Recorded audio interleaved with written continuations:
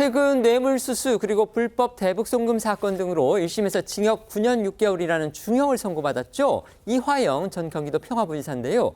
어제 경기도 업체들로부터 이 수억 원대 뇌물을 받은 혐의로 추가 기소됐습니다. 검찰은 정경유착의 전형적인 범죄다 이렇게 주장했습니다. 네, 앞서 이화영 전 부지사는요, 지난 7일이죠. 이 뇌물수수와 대북 송금 관련 혐의 등으로 해서 중형을 선고를 받았고, 지난 12일에는 이재명 대표와 함께 제3자 뇌물수수 등의 혐의로 추가 기소가 됐었습니다. 그리고 그로부터 6일 만인 어제 또 다른 혐의로 다시 기소가 된 건데요. 검찰은 이화영 전 부지사가 자신의 지위를 내세워서 경기도에 있는 4개 업체로부터 총 5억 3,700만 원을 받아 챙겼다고 보고 이 뇌물수수 등의 혐의를 묻고 있습니다.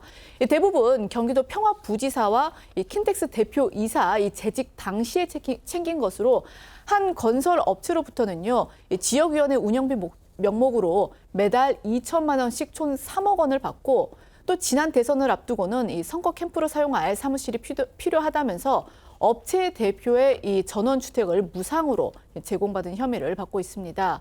또 이 한 전기공사 업체로부터는요, 외제차와 개인 사무실 유지비 등으로 1억 5천만 원을 받고 한 레미콘 업체에는 직원인 척 자신의 수행기사 이름을 허위로 올려서 3,700만 원의 급여를 받아 챙겼다는 게 이 검찰의 주장입니다.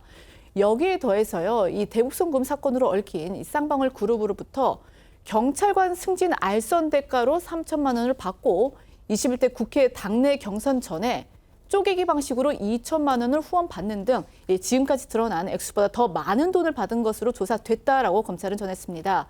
검찰은 1심 선고에 포함된 부부까지 합해서 이 전 부지사가 8억 6천여만 원에 달하는 뇌물을 챙긴 것으로 보고 있고요.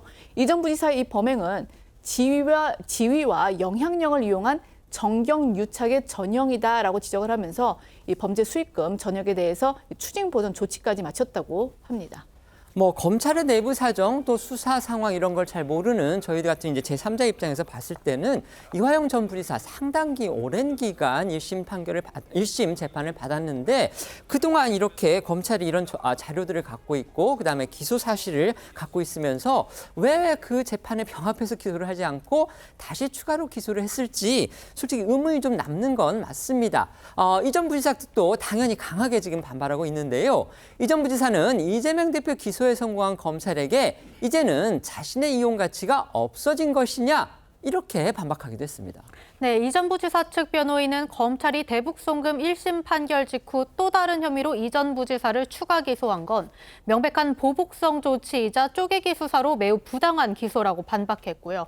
이 전 부지사는 어제 자신의 SNS를 통해 검찰이 이재명 대표에 대한 기소에 성공하자 사건 조작 회유에 가담하지 않은 자신은 이대로 감옥에서 썩으라고 던져진 듯하다고 주장했고요.